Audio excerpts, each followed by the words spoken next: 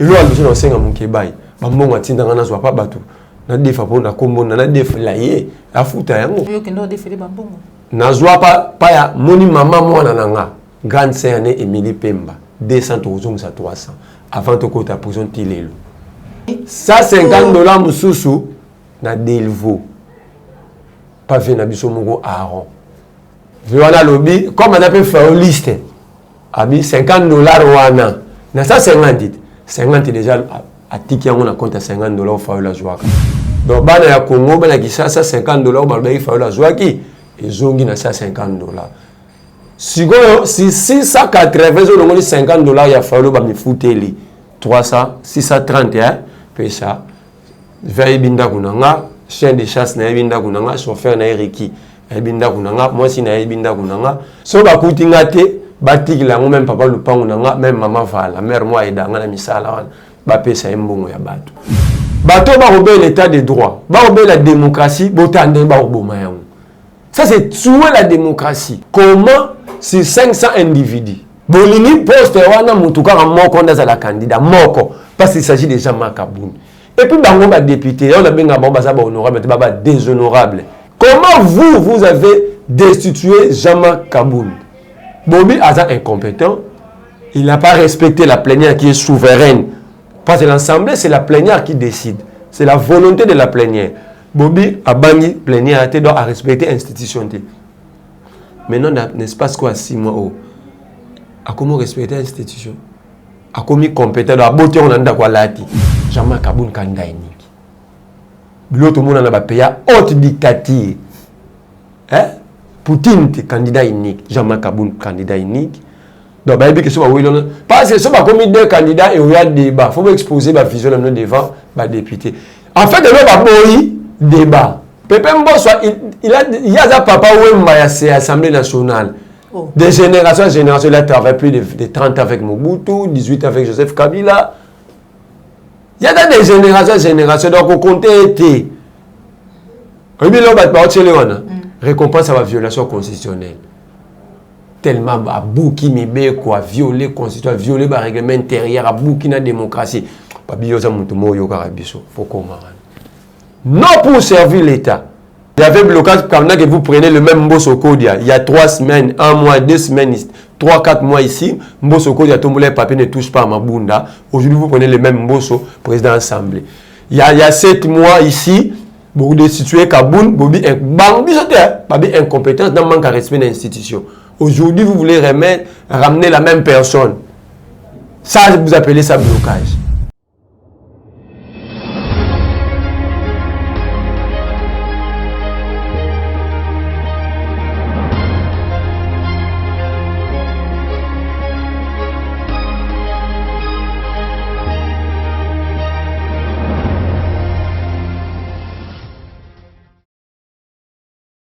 Mbote na bido bandeko balandi à la chambre de vérité, mbote na bandeko balandi plus clair télévision, émission vérité de tous côtés, vous allez belé au côté biso na banda kuna bido matondo mingi na confiance vous allez que renouveler chaque jour et pas maman Joël et le ngona équipe plus clair télévision et on est chaque fois na se présente à liboso na bino na senga ka bino et vous continuer à s'abonner massivement pour ne rater actualité surtout politique mon côté au chaque jour ils allaient vraiment kolobisa baimboka voilà les lona zali na esengo ya se présenter liboso na bino ya kokota na bandako na bino na numéro ya sika na mwana mboka Merlin Vuvu obinyo subuyebi on a lolenge na ye ya kopisa makanisi na maitali mboka peut-être sur na ye élection ya bureau définitif Assemblée nationale en sécurité on a parti est et République démocratique du Congo bongo pe maitali zandu tout peut faire métier ya marche centrale wa les aller ba siger autour débattre mokolo malelo na tombeli bino déjà début ya semaine ilamu pour na bino so ba bozali ko keni misala nzamba sunga bino za na bino pour être boko ba bongo bo lembate na ko sala o ezali bongo malamu sans plus tarder na kopesa mbote na yo Joël Gona go chasseur d'image je mis ma caméra merci na cordon au Pim Afrique merci na yo pe ya Christian Mopati le référendum autorité morale mais aussi na vie nanga kulutu nanga yo Jean Bembe Ouest les préparé sans plus tarder moi na mboka Merlin vous bonjour. Bonjour maman Joël Kombe. Bonne santé. Ta santé zali malamu kasi moi motungi seza moi makasi. Motungi qu'est-ce qui ne va pas? Ngai Azaki pembeni na kulutu nanga mukebai nde mutungisi ezotungisa ye ekotungisa ngai te me nayebisa kulutu na ngai na fandi eza vision politique ndenge ye mpe lobi azalaki na bamartin fayulu amoni ke union sacrée nde eza lina bien ngai namoni union sacrée kosimba te namoni ke line na ye na ngai na union sacrée kosimba te politiquement ce qui est normal quand vous partagez pas la même vision il faut bosala nini bokabwani politiquement mais bolongwe bandeko te ya longwe kulutu te nga na longwe eleki te mais nakomona kotindaka chien de chasse na ye oyo babengaka so caractère ayaka nde chien de chasse yo pesi kombo wana aza chien de chasse parce que chien de chasse eza moto batindaka kende na bitumba kende kokanga nyama eza kofinga te eza figure de style ayaka atambwisaka ngai sango na lingwala na baetando na bango bakendako babengaka ye wana ke ngai nasali mokebai chantage natakaki katumbi na union sacrée mpo nasengai mokebai mbongo mokebai apesi ngai te ngai naka moto naka na conviction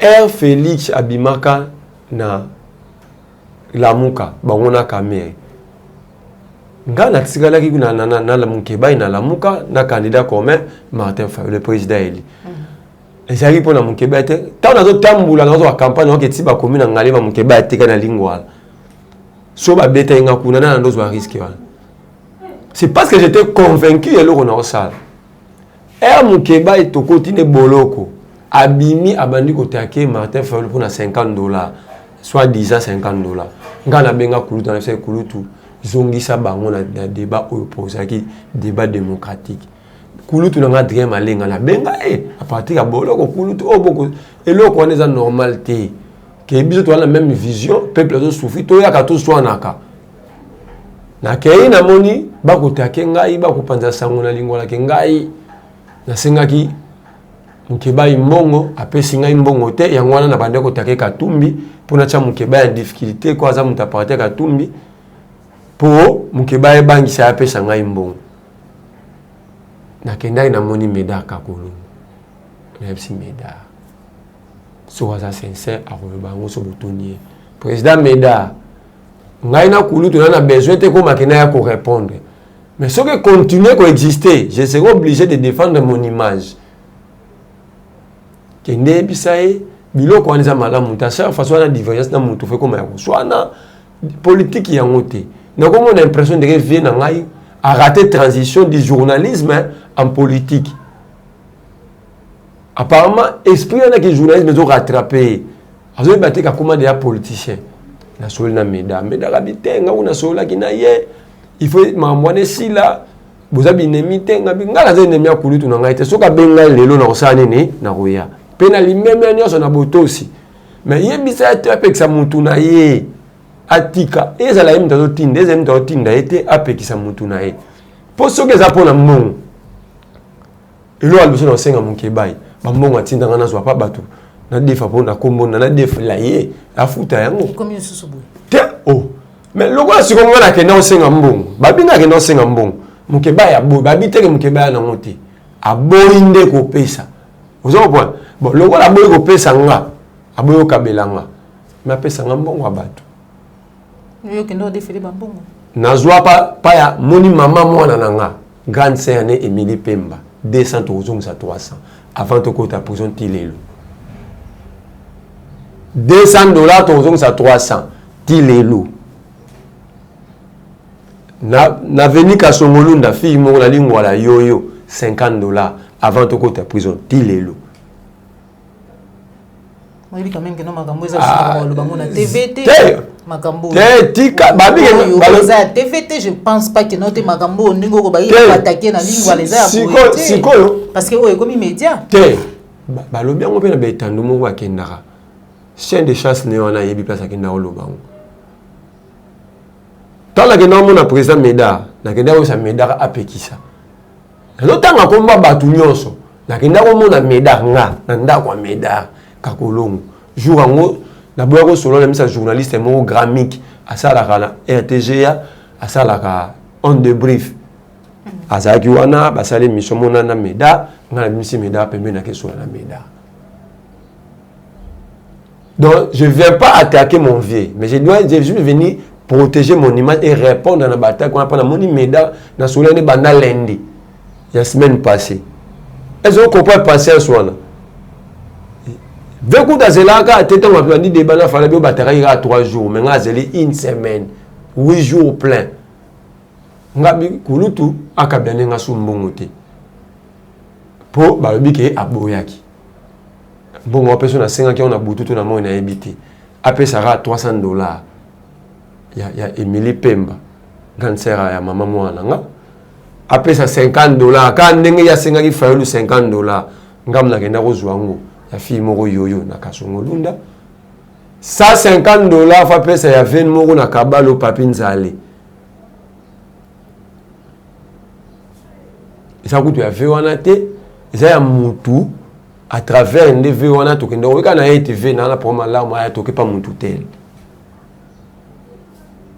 Voilà. Zela. Oui. $150 mususu na Delvaux. Pas fait na biso moko Aaron.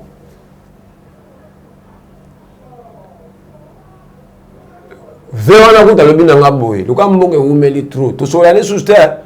Mais na benga ki na se fait mbongo na mnobo na ngo binu mo talanga nde ba ko mo finga nga ki na ndo senga mbongo pona o senga mbongo nyo. Voilà lobby comme on appelle faire liste. Abi $50 wana. Na ça 50 déjà a tiki yango na compte $50 fa la joaka. Donc bana ya Congo bana ki ça $50 ba ba fa la joaki ezongi na ça $50. Si 680 zo ngoli $50 ya fa ba mi futeli. 300, 631, pesa. Veille binda kunanga, chien de chasse na binda kunanga, chauffeur na Eriki, binda kunanga, moi si na binda kunanga, Igor Mabunu, to ana epe wana binda kunanga. So ba kutinga te, batiki la même papa lupangu nanga, même maman vala, mère moi edanga na misala wana, ba pesa mbongo ya bato. Et c'est ngate comme Katumbi pe, mutaluwa ba jet, a financer ba campagne, a foutre la mona mbongo. Merci beaucoup, Merlin Vouvou. Salomon Escadela, pesa, Tindambongo, bafuta $630 à bateau, bateau, on a basé de $50 à Fayulu. Bakolo Bambongo, ils ont été inventés, n'a tangi bakombo na bango na bakomini bavanda. Je crois inquiété des cibles. T'es d'entrée des jeux. Santé ou exposé. T'es exposé, problème, pour comprendre que comment le politicien congolais réfléchit. Toujours quand il y a une différence politique, on tinda mutu, on tinda te mutu na yo, ou avandi na yo, abando ki lo babilo kwa bongo. Merci beaucoup, mon amboka Merlin Vouvou, to continuer na. En tout cas, meda kapolo ngwali mbisangai, pour la ebisa ki apekisa me, na vandi une semaine na monde zo continuer kaka. Ya on a obligé à roloba ngana osena. Paloza la soir un peu patient. Ngana mais ngape ba kolombo ngwana ba otanga pression. Pour depuis prison tile le londe ba la pression. Yo ganisi na senga ngote. To senga rame zela. Yo poke capable batuana ateboza calme. Moi bi kenoti mikolo te olika ba kata kambongo. Te saison ngobi mais saison ngala ngobi. Merci beaucoup Merlin Vouvou to ko ba vraiment na émission na biso to sur la Congo. To beta masolo etali Congo na moté meloba ndeko zairwa congolais Mustafa. To sur la maïtali Congo élection définitive il y a bureau assemblée nationale. Nomination. Mais kasi tomoni na kati wana ba candidature to ba candidat o bazalaki na présidence pe na vice-présidence nyonso na évité soki disqualifié ou éliminé to bazali na compétence té mais kasi tomoni ne sika kaka oyo ba député ba koisaka Jean-Marc Kabundu pour incompétence azongi lisusu wana et pas ali yemoko Pepe Mbosso pe na mutu ya Assemblée nationale. Oh tozali ko vivre to benga monini Merlin vous ne comprend plus. Na kobanda na mjama baya gizi. Denan. Ba biote akena ina nyo sacré soni pona lisanga bonganga. Soni ya mabaya, soni ya lisanga bonganga na nini? Ye mabaya zaki question na Assemblée na Sénat, na compte FCC.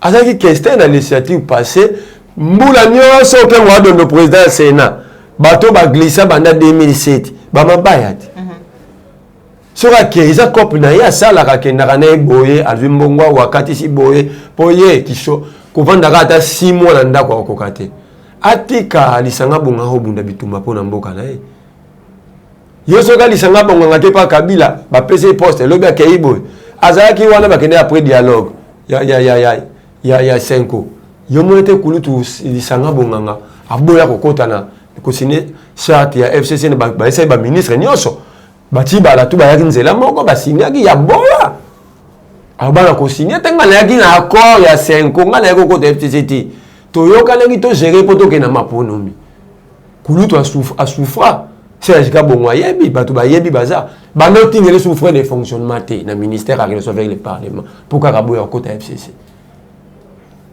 eza ko do bien batu msuba ke ndaka po ba ya ke ba roya ba fandi ba yebi mamnos bo ba intelligence bo développer na combat ba ken on ba ke teka pour batu msuba mi comme ça ba ndunda soka fanda bitenga mi kona otula mukala ndumbe boti bien de tete so amemoni abiboti bien akeko miteka akenda tangu lisanga bonga ho bunda yo baka moto komo mabaya gisi na kwitum sasa ko liam mongole na kengo adondo kuna na kestira sena akenda keza akema amna ya salaka siko na zonga na mambo ya ensemble wana election de sa nomination ita ba nomination to komi wapi mais yama toke bitumba oyo yango na kopesa makasi na président Eli na osenga na bakongomani batelema bato ba robé l'état de droit ba robé la démocratie botande ba oboma yango ça c'est tuer la démocratie. Comment sur 500 individus bolini poste wana mutuka moko ndaza la candidat moko parce qu'il s'agit déjà Makaboun et puis bango ba député on a benga ba za ba honorable ba déshonorable. Comment vous avez destitué Jean-Marc Kaboun? Bobi Aza incompétent, il n'a pas respecté la plénière qui est souveraine. Parce que l'Assemblée, c'est la plénière qui décide. C'est la volonté de la plénière. Bobi a banni plénière, il doit respecter l'institution. Maintenant, n'est-ce pas quoi 6 mois où a comment respecter l'institution? A commis compétent, a beauté on a quoi lati. Voilà les députés. Bah député kiosque. Bah député kiosque, bah député moro bah parti fabriqué, bah député moro vandaki na son province na nini à cause na bato la province a commis député. Voilà. Ils ont destitué Jean-Marc Kaboun devant nous. Les députés des personnes tenté de résister. Bah quoi ça n'a perchoir. Qui bah quoi ça Jean-Marc Kaboun. Je pose la question aux députés LMLC et ensemble qui avaient soutenu Jean-Jacques Mamba l'initiative à cause de Jean-Marc Kaboun. Aujourd'hui, vont-ils voter Jean-Marc Kaboun? Parce qu'il a changé en quoi? Il est devenu compétent en quoi? Quel est le test où c'est Jean-Marc Kaboun qui menace quoi compétent? À quoi il est compétent à Nini? Parce qu'il teste Nini. Pépé Mbosso pas hier. Pépé Mbosso, il y a un papa où c'est l'Assemblée nationale. Oh. De génération en génération, il a travaillé plus de 30 avec Mobutu, 18 avec Joseph Kabila. Il y a des générations, donc on compte été. Récompense à la violation constitutionnelle. Tellement à bout qui me quoi, violer constitution, violer le règlement intérieur, à bout qui n'a démocratie. Faut comment. Non pour servir l'État. Ceux qui nous sont battus à Sali, à dégager réellement majorité. Pourquoi bâtir à la poste mon concurrente. Qui baye pena boye mo son adversaire mo ba wele liam que la jeu démocratique c'est la temple de la démocratie par excellence de la République. C'est là où la politique nationale s'est définie. Mais place où on a des bêtises et ces députés là sont fiers d'être appelés députés, d'être appelés honorables. Ce sont des déshonorables. Ils ne méritent pas d'être appelés honorables. Jean-Marc Kaboun candidat unique. L'autre monde a payé haute dictature. Hein? Poutine candidat unique. Jean-Marc Kaboun candidat unique. Donc, parce que si on a commis 2 candidats et on a débat, il faut exposer la vision devant les députés. En fait, on a débat. Parce que Roya a menti plénière et Vandi, plénière mot public et elle est dans la TV. Jean-Marc Kaboun a eu vision, soit comme vice-président. ou pas concurrent n'est pas lobby. Voilà ce qu'ils ont réellement évité. Et pour éviter ça, ils ont accepté de violer la loi et de... Comment constituer consacrer liberté de pensée? Liberté, même il y a un postuler, il y a droit à tout droit. Congolais, nous sommes là, la monkey. Apparemment, remplir les critères. Quels critères? Dans cette assemblée-là, il y a des critères. Critères en ma cas, c'est qui député à Rolongo, à Watakata, Awa, sans volonté à partir, sur le temps perdre siège. Balongo, là, il y a un critère. Critère où est verrouillé qui corruption, où est verrouillé bouki. Il n'y a pas de critères là-bas. Là-bas, il y a que des coopérants dans le monde. Ceux qui ont la forme, après la majorité à 360. Ok, vous avez 360 députés, votre casier démocratique, ça l'ouvert parce que vous avez votre majorité. Et je vais te dire que Kabila est un grand maître maintenant dans l'Assemblée. Il est à la fois majoritaire en opposition, à la fois majoritaire dans l'union sacrée. Mais c'est Kabila. Les gens qui ont traversé FCC, dans l'union sacrée, sont majoritaires. On va tirer l'opposition. FCC est dans majoritaire. Donc en fait, Kabila, maintenant, c'est le plus grand maître. Bati Gombe Congo, Baza Kabila est majoritaire. Nous avons fait calme Chinaram. Che Guevara Vandina. Kabila est majoritaire, majoritaire. Maintenant, il devait véritablement maître. Dès le côté les Milan. Que Kabila commencé qu'il est maintenant. Mais à combien de fois il faut une mauvaise gouvernance politique, politique épidermique. Vous voulez tromper à l'opinion pendant que le vrai combat vous bombe. Ça c'est triste et ça, on avance. Donc ça veut dire que c'est malheureux pour notre pays. Si nous-mêmes, si tous nous jeunes, nous ne prenons pas conscience. Nous devons prendre conscience, nous jeunes, wana malubaya Merlin vous toujours l'émission na biso, tout la fermeture à Zando, ndeko Merlin vous. Non, on tourne encore mikolo, où allons-nous? Nayoki passe lelo, et puis qu'est-ce qu'on a fait d'aka? Pembe nangana na maman moi te kana Zando. Ce qui n'a biso ero to solina maman lelo on dimate, to solina na 5h. 5h10. Mon maman m'a été 5h, bon, 5h30, 45. Ok. Quand je maman l'a qui moussa naï, pas 6h30. Maman a bimisi ma misu. Est-ce que c'est normal, maman va rouler là-bas? Même Félix, il m'a tapé dans toi maman. Tant que maman va rouler là-bas sous régime naïo. Au milieu de l'année place au fandi. Que maman va botter biso, va le marabiso 9 mois. On va y douleur et maternité. Batu balimbisa ngai to sumbelaka na bilamba to subelaka soko lelika na buto olala lisusu te akoma kolela ba mama wana bakoma kolela. Est-ce que Félix, même si bokonze si ça biso ki bomoto, même si ki bokonze comme ça biso ba pomba tina niveau même Kabila lelisa ba mama bongo te. Attention, la malédiction ezaka tepo o mankaki maman aboti wa. Malédiction, nous sommes en mais fin de est triste. L'humanité nous enseigne beaucoup de présidents au Sénabré. Charles Taylor. Je ne vais pas poser Belé Basouka Mabé. Oui, mais tu as un président, mais Souka n'a pas été. Comment il est tout puissant? Maman, a l'éli, le rôle de mon amour, qui est un théâtre. Maman, a l'éli devant Ngaï. Premièrement, il y a porte dans 5 ans, moi je ne gère rien. Bakangi Zando, Tilelo, Basaleta Moussa Morote. Timodo. Na émission, na ba fulwana. O bato Argentine, ba noki bakisa ko bakisa ba mama na ndenge na bango. Ba fulwana ezaka wana. Musala mukeba ifo sala ya mwana.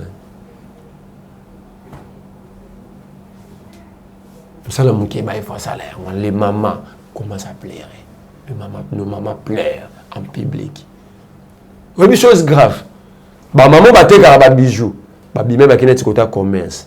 Samedi ka auto aller lundi, Argentine tini batuni ba panzi yango. Atanga nga komba mutu moko wana ya mettre Argentine et kiminga na bosena fana comment quelque part na kozonga. Ba panzi ba vitrine ya ba maman va te faire des bijoux. Pour ba maman ro ba te kani. Bana ba maman parce que yo moni maman derrière cette dame là il y a combien des âmes de vies humaines. Comment après le bébé qui va couler va tondia quand ma maman va comme incapable de robot la banane banane ba osuka ba mana ba bala vous allez dire que ba jeune congolais ba beba ba okende kanya makasisi ba okanya makasisi pendant que ba maman ba za bana ba ndako ba zo bunda pona bana ba tanga ba papa va foutre maraté l'état lui-même démissionnaire incapable de créer même un seul emploi un seul mais moindre vie on va fabriquer pour beaucoup la bana ba dans ta classe vous détruisez ça non seulement pendant la victime maman na zo pisanga ba biki kutu côté ba côté ba lituenza litula ba yiku ba benga na ba ke go lelo ba éviter so boteka entre ta place déjà kangi non c'est la tamusa mode très triste quand tu vois Santini akena kabinda ezaki na école moko wana école wana to ba réfugié Brazzaville bayaka batiaka bato pe wana après bato musu batikoma ya kovanda na école comme un état moko délabré au lieu à réhabiliter école abuki yango atie wenze vous comprenez l'état d'esprit mutu corona ezati bana ba utanga vous comprenez corona ezaka te na Congo na corona gratuité yoki te union européenne na bio piasu mbongo te trop de violations ko ya mibeko entrave à la démocratie. Bilo de me reprocher Kabila. Bilo ba mende bazula ba sanction. Entrave à la démocratie, violation de la constitution, mauvaise gestion de la chose publique. Et na web sayo, en 2020, na yebiki ba falsifier ba chiffre, déficit rapport à banque centrale. Déficit il y a 534,1 millions de dollars dans le trésor public. 534,1 $1 million. Pendant que ça va dépassement budgétaire dans l'Assemblée nationale, dans le Sénat, ils ont 12 millions au Bimisa. Pour rien faire avec ces 12 millions, ils ont l'argent. Feti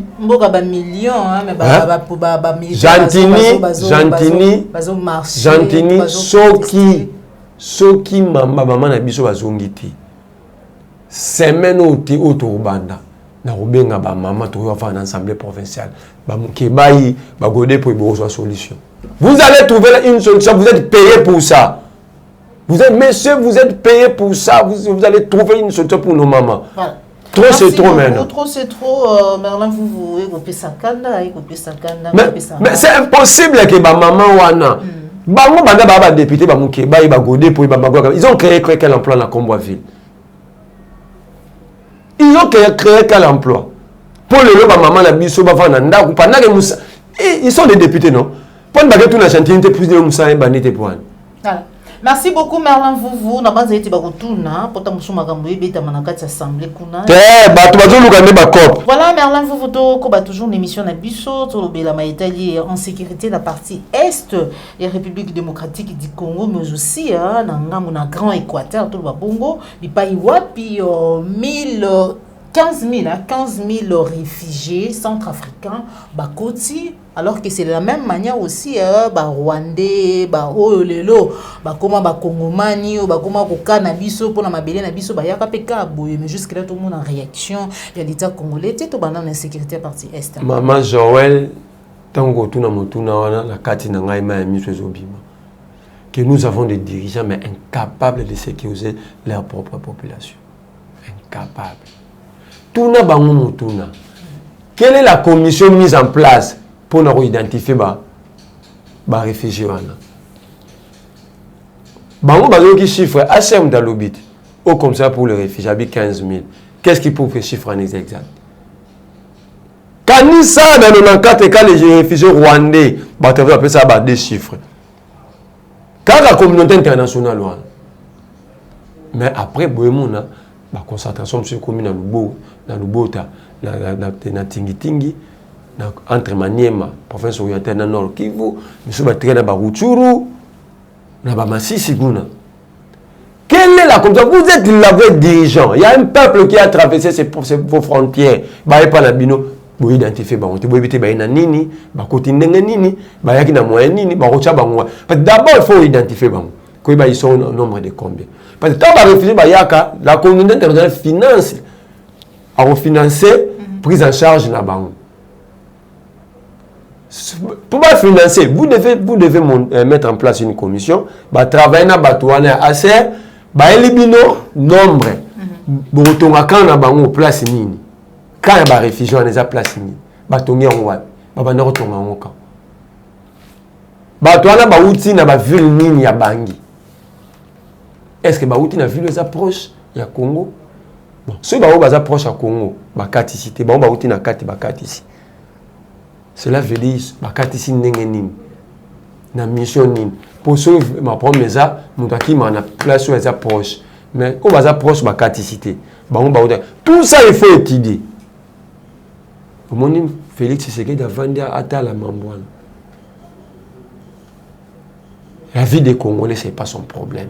Lui, c'est l'Assemblée nationale. Comment placer Jean-Marc Kaboundé Mbosso Kodia?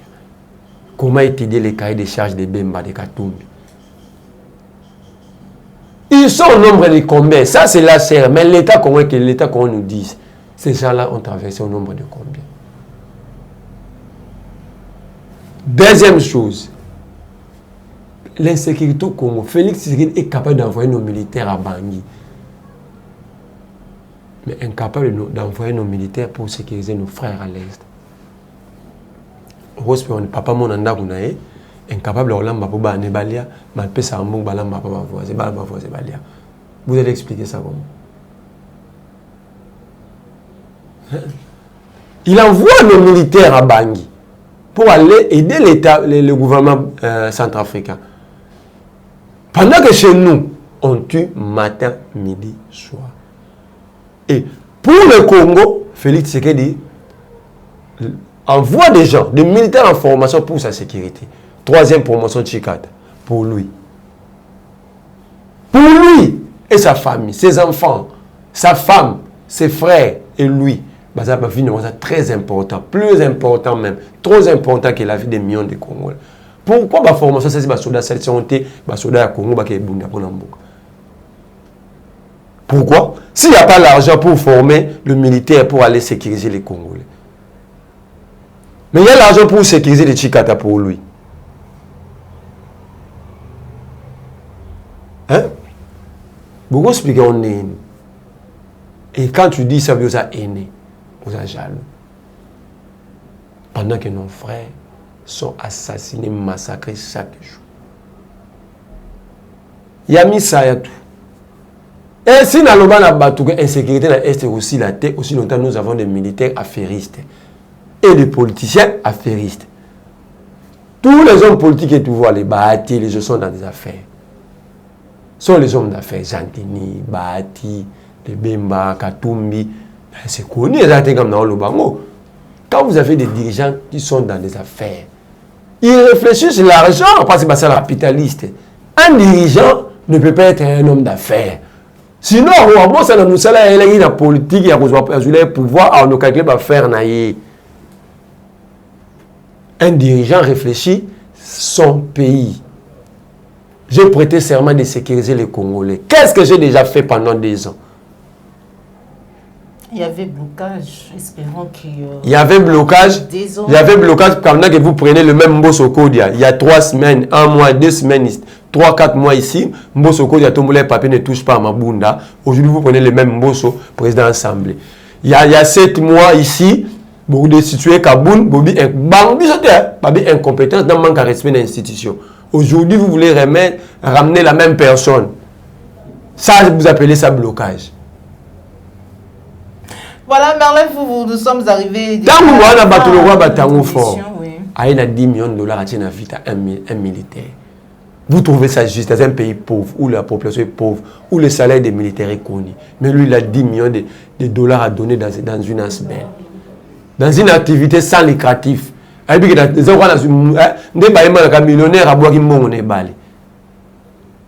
avez des militaires qui construisent des safari beach. Ces gens-là réfléchissent sécurité, réfléchissent armée, ils réfléchissent affaires. Ils ont sur place, ils ont 10 millions. Tant qu'on faut citer dans des rapports, non inquiétés jusqu'à aujourd'hui. Dans des rapports où il y a mort, il y a des Congomans, non inquiétés tant qu'on faut. Félix Tshisekedi arrive à commissaire sous-général, à matière général d'armée. Inspecteur, il y a l'armée congolaise. Voilà, le Congo. Quand tu es dans le faux, tu es pensionnaire.